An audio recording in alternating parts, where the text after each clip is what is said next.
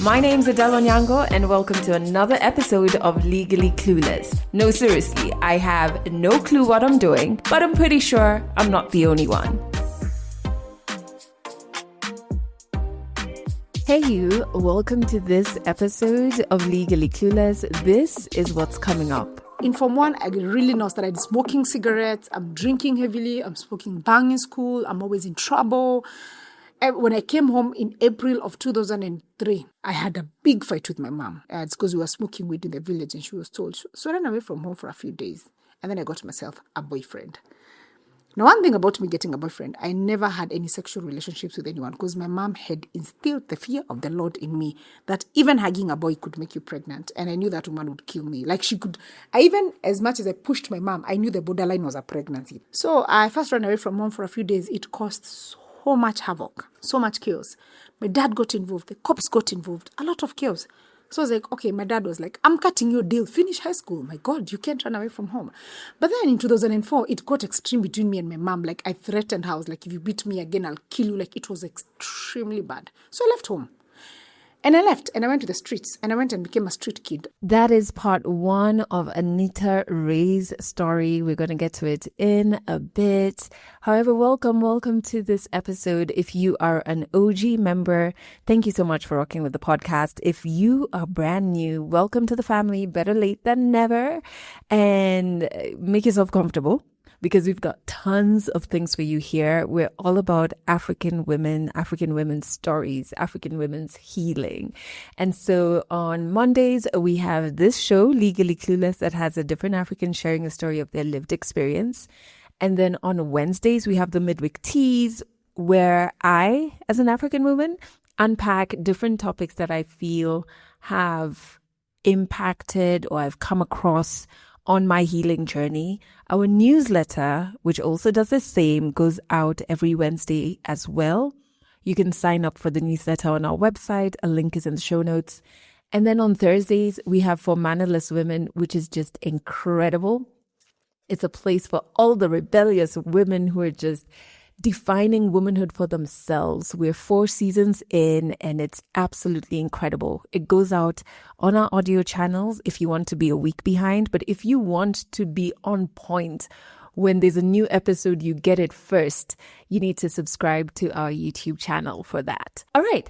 And don't forget to follow us on our warm, fuzzy, positive, safe corners of the internet on Instagram and TikTok, Legally Clueless Africa.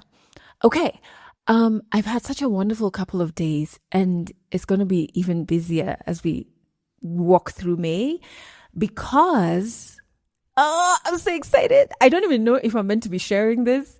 I haven't asked my manager or my colleagues, but you know what? You and I don't have secrets, so let's go for it.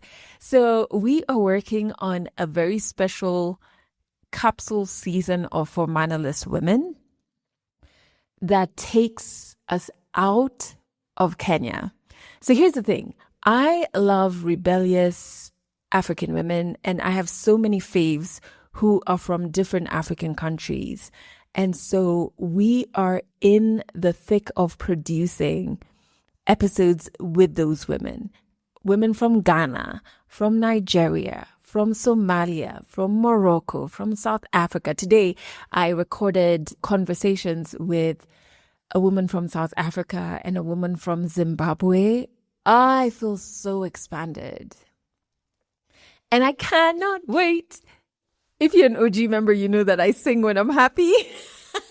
I can't wait to share these episodes with you. Oh my goodness. So send all of the dope energy to us as we work through this production. All right. Because clearly I can't keep a secret, can we please move into the story so that I don't share anything more that I'm not meant to share yet? Let's jump into Annitah Rae's story. So I actually have briefly met Annitah. We once worked under the same media company, but I didn't get an opportunity to know her fully. We weren't working at the same radio stations. So listening to her story now, which was captured by one of our lead correspondents, I'm just like, wow, there's so many layers. And this story is definitely one that's going to connect with so many other African women. I'm so glad that she shared it with us, as vulnerable as it gets. I do have to give you a bit of a trigger warning. She does touch on issues around sexual abuse, which can be triggering to some people. So if that's you, you may want to give this episode a pause, and you could come back to it when you feel like you're in a space that you can, have contact with those topics. But as I said, she's a media personality. She's a mental health advocate. She fights against GBV and so much more. This story really just, in a beautiful way, and this is only part one, hey, in a beautiful way, talks about such heavy themes in a way where we see them play in our day-to-day lives, in our childhood, in our upbringing. And it's just like an important reminder that we need to move to this world with a lot more empathy, because we're all carrying heavy loads, But anyway, let's get into part one, and then we can come back and share what our key takeaways are. 100 African stories on Legally Clueless. Stories from Africa.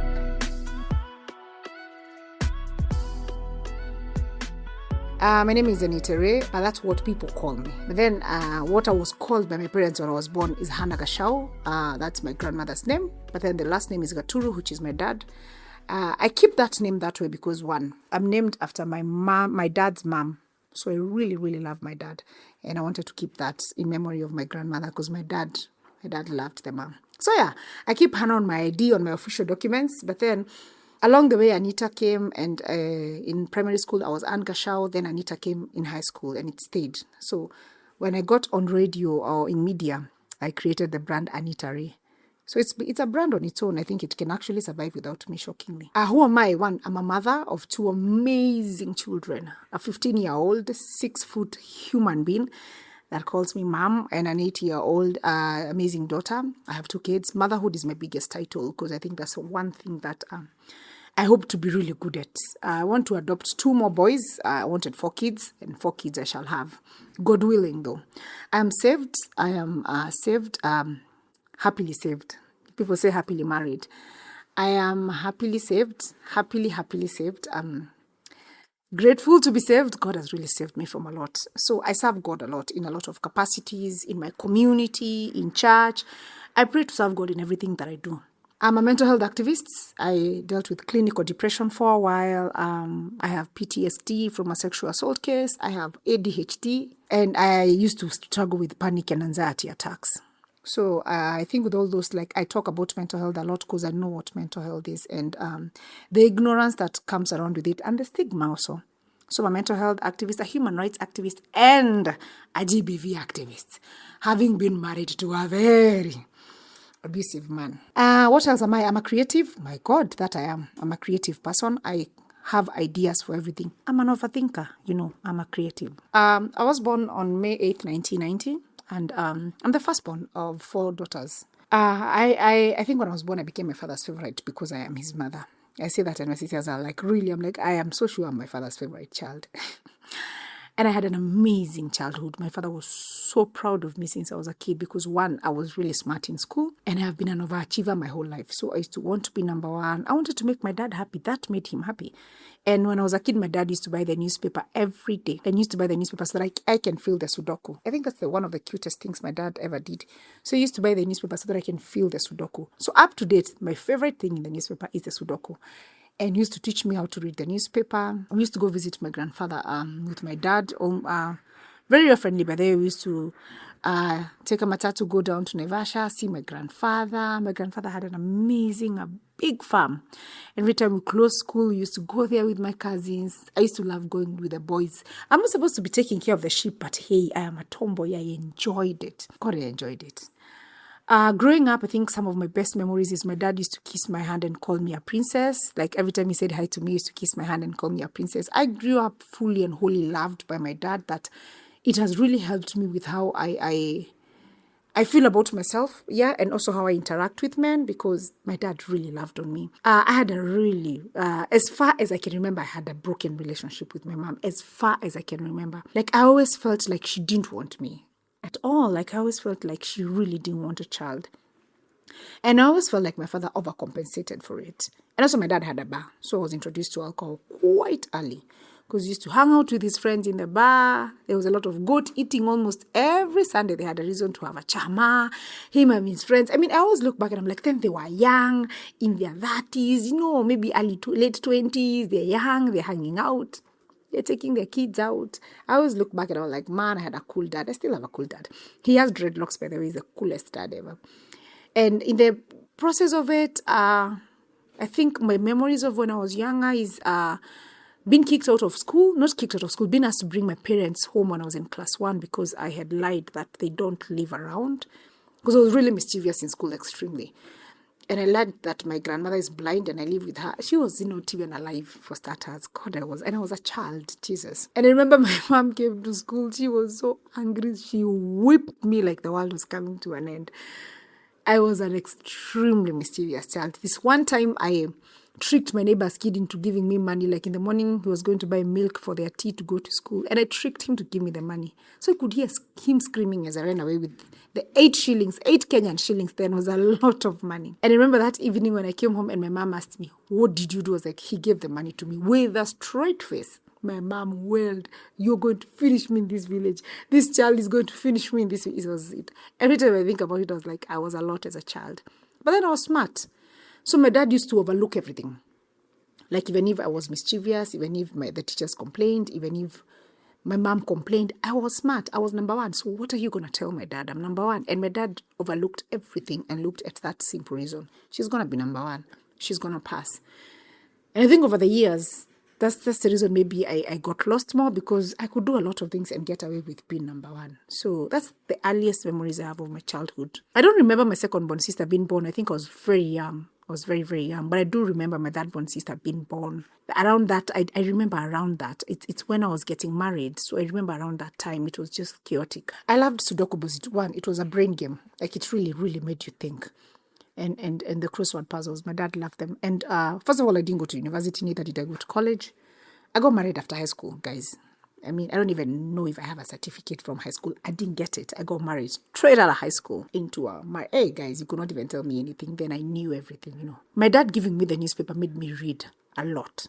And up to date, people can attest, I read a lot. It became part of who I was. I got curious. I loved history. I used to want to know. Actually, it's a really genuine thing, come to think of it. I want to know. So I read because I really want to know. I don't want to be told. I want to know. And I was always up to date.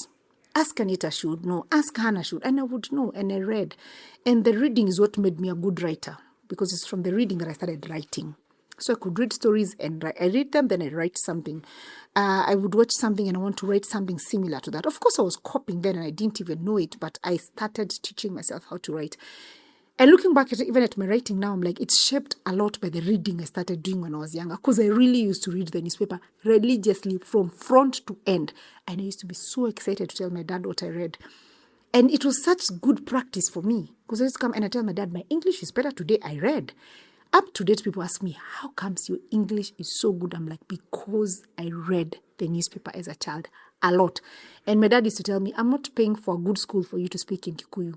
So my Kikuyu was terrible. I actually started speaking good Kikuyu after class 8, when I was being mocked a lot and I wanted not to learn Kikuyu. But all my growing up, no. My dad was like, English, you speak in English. Don't worry what people say. You perfect your English. So it shaped my English. People will be like, my God, you speak like a bougie academy kid from some bougie place. I'm like, my dad made my life bougie. I don't have to come from a bougie place. He made the place bougie. So it shaped a lot of my writing skills and my reading skills, actually. I ran away from home when I was 13. That was when I was heading to Form. I was in Form 2, actually, heading to Form 3. After I did my class 8, I had a really bad relationship with my mom. First of all, let me backtrack. In 2000, February, my grandfather passed. I was very attached to that man, because every time I closed school, I would go see my grandfather. So I had an escape, and he died. That was my first loss, because I couldn't get where Guka would leave me. I always felt like people left me. So Guka left. Why would Guka leave me, So Guka left, and my dad went through his own, they were close, so he went through his own mourning. Now when I look back, I understand it was mourning, but I felt like my dad drank too much after Guka died. So my parents' marriage was not something to talk home about, or just, it had nothing to talk about. It was a lot of fighting. A lot of chaos, a lot of alcohol, a lot of brokenness in it. And of course, I was the firstborn. I experienced the whole 9 yards of the brokenness. They were trying to be married and raise a child while at it. So this child got to see the worst of it. And by the time I finished my class 8, I was done. Man, I didn't want to be at home. I started smoking weed in class 8. And I used to smoke weed. A lot. Not a bit. A lot. I used to smoke weed a whole lot. And when I went to Form 1, it was an escape. I was like, I can get away from home. I don't have to deal. My mom used to really beat me with a nyahunyo. When my grandfather died in 2000, my mom bought a nyahunyo. I'll never forget. And he sent our neighbors, our neighbor was called Uncle. We used to nickname him Uncle. That's still the nickname. And he came with the nyahunyo, and I remember him telling me, your mother is going to show you fire. Already my mom was extremely, I keep saying she was borderline abusive and assaultive, because that was not beating a child to discipline. It was just venting from your frustrations, And the reason I have a lot of tattoos on my back is because I had a lot of scars from that whip. Oh, all right. Anyahunyo it's a whip. It's a leather whip. It's a long leather whip that at the end they tie a knot. So when it hits you at the end, it definitely comes off with skin. That's the essence of the whip. It's very painful. It's very painful. I hear it's used for people who like pain, but it is extremely painful. They must be very, very unwell. That's a lot of pain. And when that happened, I really wanted to leave home. In class 8, I remember I was like, I'm done. I should leave home. When I went to boarding school, I was like, got admitted to one of the most prestigious schools in the country. I was number 3. I was like, I am smart, guys. I can do this. I can learn. I can become my own person. I have a chance. And I really wanted to study and become a lawyer. I told my grandfather I'm going to become his lawyer. I told my dad I'm going to become a lawyer. Like, I really wanted to become a lawyer. I've actually never talked about this because I think I let that dream die way far ago. Like, far back that I forgot it was ever a dream. I wanted to be a lawyer. And so in Form 1, I really now started smoking cigarettes. I'm drinking heavily. I'm smoking bang in school. I'm always in trouble. And when I came home in April of 2003, that's when I was in high school, my first year, 2003, I had a big fight with my mom. And it's because we were smoking weed in the village, and she was told. So I ran away from home for a few days. And then I got myself a boyfriend.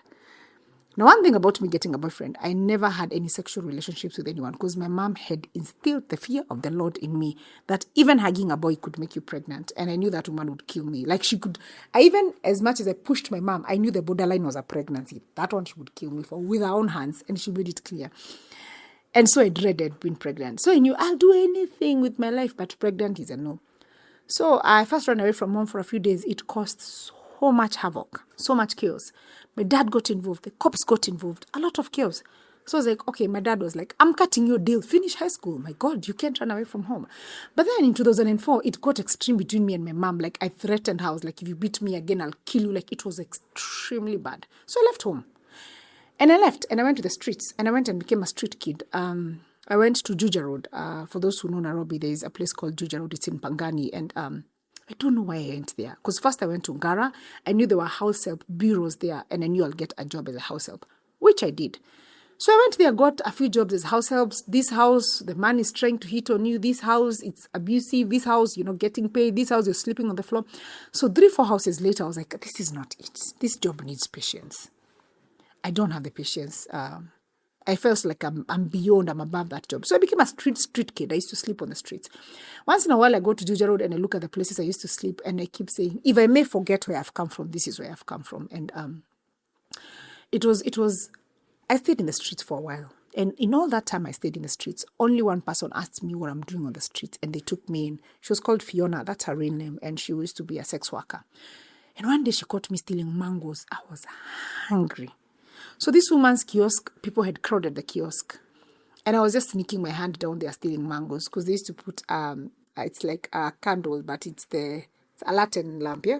So, of course, it's not so bright. So I was stealing mangoes. And she caught me the first time. The second time, she was like, you will get beaten for stealing mangoes. Mangoes, surely, what's your problem? You look like a smart young girl, She was like, and I'm sure you've run away from home. I won't ask why. And she took me in. I think one of the reasons that I cannot leave someone on the streets up to date is because that woman was a sex worker. She was detested. She was despised. Like, society would not even look at her or call her by name. But then she took me in. She looked at me and she was like, you're a child. I was barely 15. Actually, I was 14. And she was like, I will employ you in my house. And I told her, you want me to become a prostitute? She was like, my God, child, you're a child. No, I want you to become Stay in my house, just wash and clean for me until you decide what you want to do with your life. And she took me off the street, actually. So I stayed with her for a couple of months. But now the problem is I became a drag mule for her. So it was not in a bad, okay, I don't like saying it was in a bad way, because there's no good way to a child helping you sell drugs. But then for me, that was salvation, does it make sense? Like, she got me off the streets. And I was a child, and I was looking like a child. So I used to carry the drugs. I could never get arrested. They could all get arrested, and the cops would drop me home. Child, just go home. Your mother is a bad person. No, I haven't cleared high school. I'm supposed to be in Form 3 now. I ran away from home when I was ending Form 2, yeah? Yeah, so I haven't gone back. I haven't finished school. I'm supposed to be in Form 3 now, but I'm on the streets. And in that whole process of selling drugs, of course, you're selling drugs. Then Koinange Street was extremely famous. It was crazy famous. And one day when we were in Koinange Street, it was March 3rd, I think, 2005. I got attacked outside Jevanji, around that junction of Mwindibingu and Koinange Street, and I got attacked there. We got attacked. And they wanted me. I was the child. I was the one that nobody had slept with. So I got assaulted by two men inside Jivanji Gardens. I got assaulted by two men. And I'm not going to lie to you. My life changed, because for me, that was the worst thing that could have ever happened to me. And I didn't speak about it till 2018. That's, I think, how many years down the line? Because how do you talk? I always ask people, how do you talk about rape? How do you explain to people it's the act of someone... What's even the word? Is there a word for it? Intruding you in the most intrudable way. Because I'm here, I've not even turned 15. I had never had sex with anyone. That's the only thing I kept to myself. I had really guarded my virginity. I was like, I do not want to have any relationships with anyone. I don't. And then you hear you've been assaulted. Someone has a knife to your throat. Someone is actually assaulting you, and they're saying things, and God, it was really traumatic. And I always remember that cold bench in Jivanji. They're usually stone benches, so they are very cold. And this guy kept saying, oh, she's a virgin. Oh, this one is going to be mine. And it was it was called Kama. It was extremely traumatic for me. And he kept asking the other guy, tall, ama tumpeane kwa watu wengine. Should we give her to the other guys on the other side? Like, she's really a virgin. Should we share her? And I can hear, I can actually hear, and I couldn't move. I was extremely numb. And for a while, the reason I was suicidal after that is because I felt like I should have done something. Maybe I should have cut myself with a knife. I should have allowed myself to die. I should have not wanted to live. I should not have wanted to exist. I should have not allowed it. I felt like I allowed it. I just stayed there. I allowed it. And after that, that was it. My life went 360 downhill. I remember all I wanted was my dad. After that ordeal, all I wanted was to go home. Fiona took me to hospital. When we went to report to the police, I'll never ever forget the police saying, how does a prostitute get raped? Those were the exact words. And because they knew what Fiona does, they knew who she was. So they refused to report my case, and they said we should not bother them. So I went to hospital. I stayed in Fiona's house for like a week. I couldn't move at all. And I remember I had a wound on my forehead from where they had hit me, and it was extremely it was a lot. And all I wanted was my dad. I actually didn't want anything else. But then how do I go home? I kept asking myself, how do I go home? Because if I told my dad, then it would break him, and I don't know how he would react. And if I told my mom, I felt like she would say, you went looking for it, you earned it. And the thought that she could tell me I earned to be raped, it was something I could not live with. And up to date, we cannot discuss this with anyone in my family, because I'm scared if they said the wrong thing, then it would bring out a side of me. I don't know if it's still there. I don't know. I wouldn't want to try it.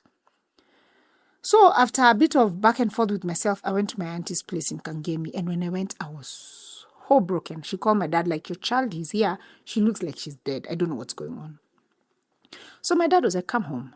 We can overlook everything. I won't ask you where you've been. I came home, and when I came home, I discovered my dad had been looking for me obsessively for months. He had gone to the radio stations. He really had looked for me, and I felt so guilty. And I felt like I had failed my dad so much, like extremely, and I really love my dad. And I felt like the least I can do is finish high school. That's all my dad wants. I will finish high school. But then when I came back home, now me and my mom's relationship didn't get any better because now I was extremely suicidal. Ooh. I came back home and I started attempting suicide, I think a month after I came back home. Because my mom was still herself. She was like, oh, I hear you went to Nairobi to become a prostitute. You're coming back to my house. My house will not. My mom can be mean. She said some very harsh things, So it was a lot of, me and my mom used to go at it. Like, man, there's a time she threw a whole panga at me, like, just flying. It hit the gate. I was like, you really want to kill me?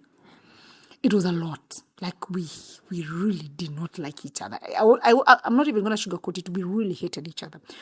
And we used to, like, my mom used to think I'm going to do something to harm her. I used to think she's going to do something to harm me. And every time I had a backfired suicide attempt and got sick, she used to say, she's just having another one of our abortions. I hear she's been having many of those.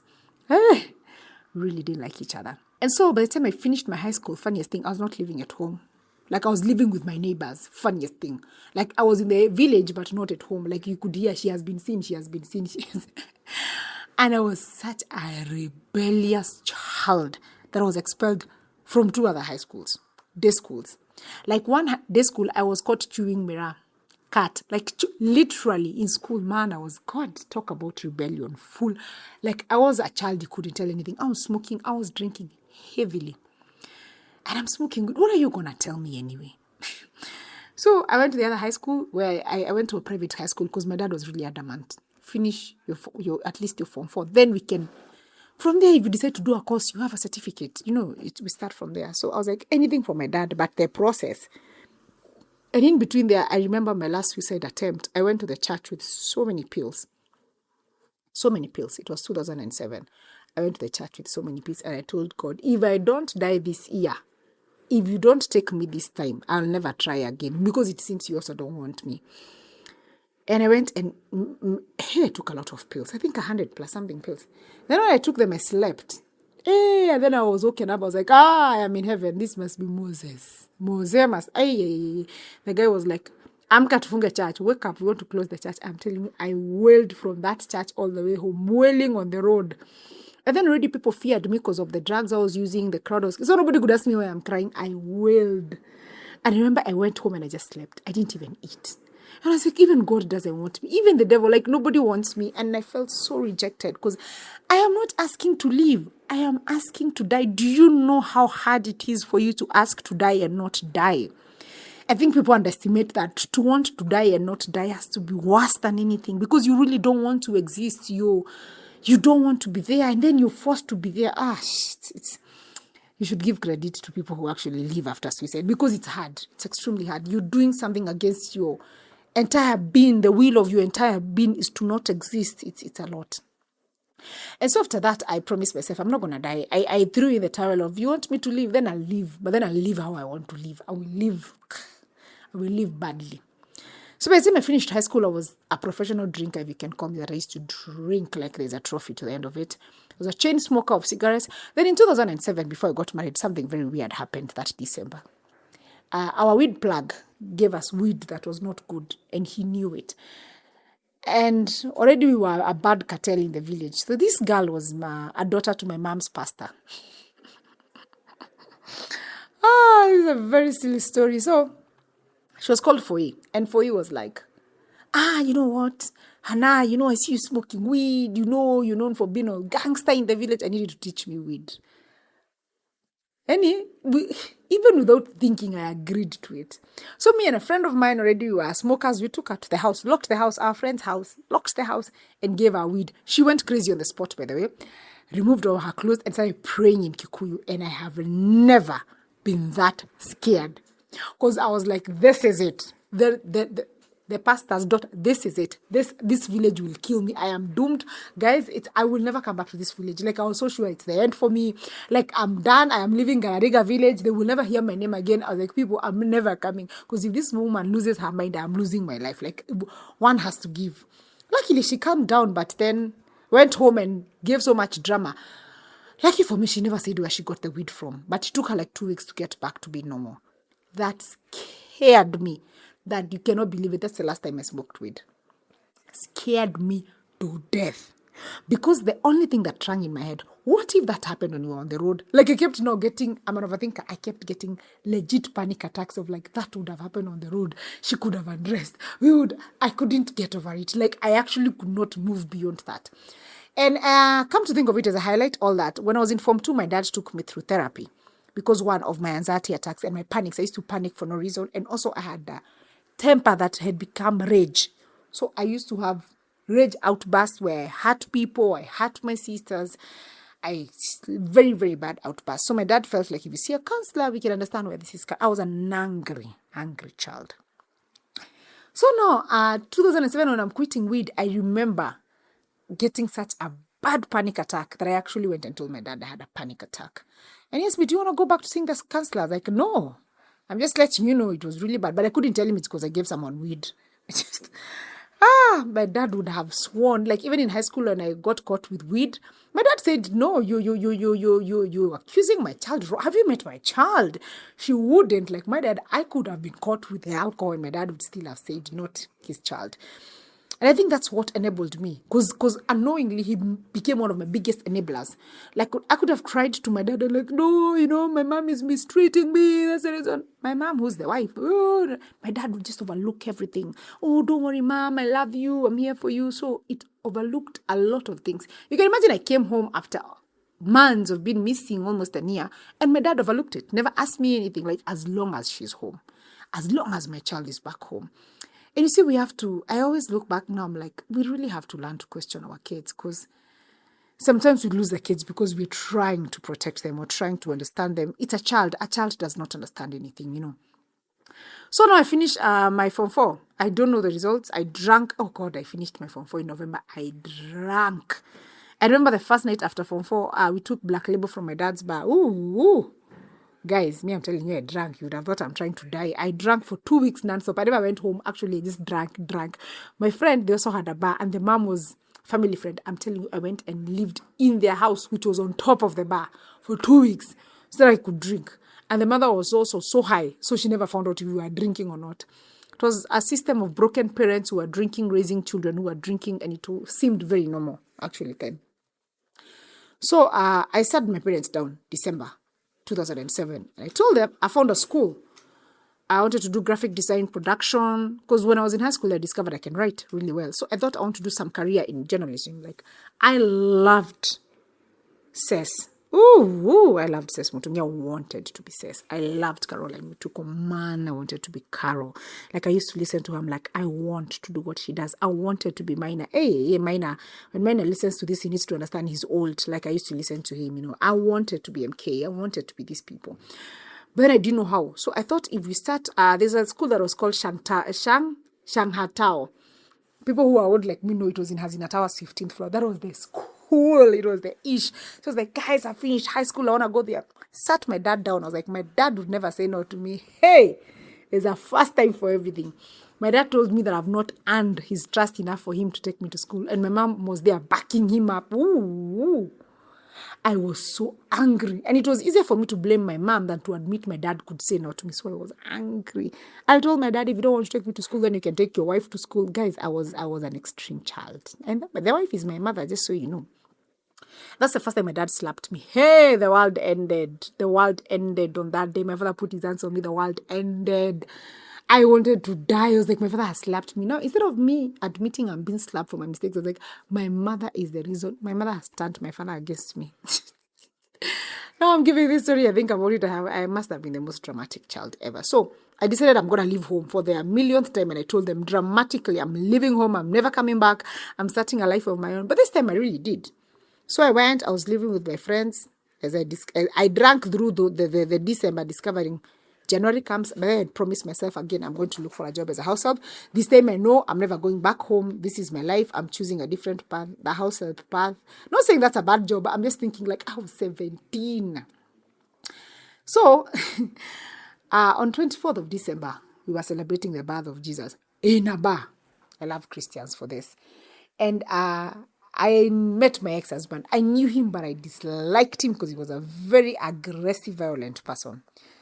So, I hate sharing this story because people use it against me, but we were seated on a round table like this one. and we were drinking, and I was trying to pass, and he blocked the way. And I was like, can I just pass? And he was like, are you hurt? Are you hurt? I was like, God, why? He was like, because it just fell from heaven. I was like, wow, God, guys, I got married over that line. That's the dumbest and the lamest line. Like, I look back, I'm like, 17-year-olds are just silly. Why would I fall for that? I was just there laughing and giggling. You would have thought he told me Anyway, that guy convinced me, convinced me to go home to his mom's place. And the convincing point was, I won't touch you. Do you want to party? Do you want to drink? Here, I got you. Just go home. Hey, I set myself up because I went home. That guy had never taken a girl home. He was 10 years older than me. He's 27. They really need him to marry my guy.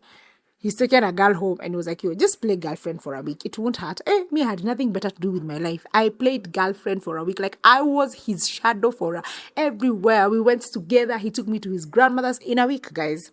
He took me, everybody in their compound knew me. So I kept telling myself, maybe this is good. It's not bad. On 31st of December 2007, he sat me down. I was wearing his orange jumper that had black stripes and asked me, I'm going back to my house on the 2nd. Do you want to come with me? Guys, that was my marriage proposal, by the way, just so you know. In a minute, I was like, oh my God, he wants me. Even with see how much of I'm a drunkard, how I'm messed up, he really wants me. Hey, guys, is this love? Hey, for butterflies. He's tall, he's 6'4", Fadza. Is this 8 for me? You know, very fast. Got married. 17, guys, 17. I got married and went to his house on the 2nd. And I remember going to pick my clothes. Guys, if you would have heard me telling my mother, I am leaving this your house. You will never see me. I'm going to start my own house. My mother was like, God, how many times have I had this story? Like, child, please leave already. Like, you have been living, you know. Hey, God bless our mothers, I'm telling you. Sometimes raising children is hard. And so I left. I went and got married at 17. I got married to someone who was my father's first name. That means I got married to my father. He used to drink and he was extremely violent. Catch more African stories in the next episode of Legally Clueless. Whew, what a story, hey? What a story. That's part 1 of Annitah Rae's story. Part 2 is going to be out next week. And if you check out the show notes, we have linked her platforms in case you want to go and support all the work that she does, which I really think that you should. So many things stayed with me. The one I want to highlight is, through her childhood, you find that many children are punished for pain instead of being understood through it. So much of what she describes when she's talking about the rage, the rebellion, the drugs, the running away is normally like a sign that a child is hurting deeply, is grieving, could be fear. Maybe they're trying to survive an environment that felt unsafe. Maybe they feel abandoned, if we unpack like her relationship with her mom. And what a reminder this story is that sometimes the people we label as difficult or stubborn or problematic are actually people just crying out for help in the only ways they know how to, be it children or even some adults, That really sat with me. And I'm definitely child-free, but whether it's my younger cousins or my nieces and nephews, I really want to be that person who doesn't dismiss them as problematic, but tries to listen. And I know you can only do so much, right? Because everybody's an adult and ultimately they would have to make decisions for themselves. But like that, this story really just, reminded me of that. I would want to know what your key takeaway is from part 1 of Annitah Rae's story. So drop it on the comment section wherever you're listening to this on. But next week we dive into part 2 and Annitah really shares what happened after getting married at just 17 years old and to a man who really couldn't see her, couldn't respect her, and couldn't treat her as the dignified human that she is. We're going to get to that next week, so make sure you subscribe wherever you're listening to this on so you do not miss out on that episode.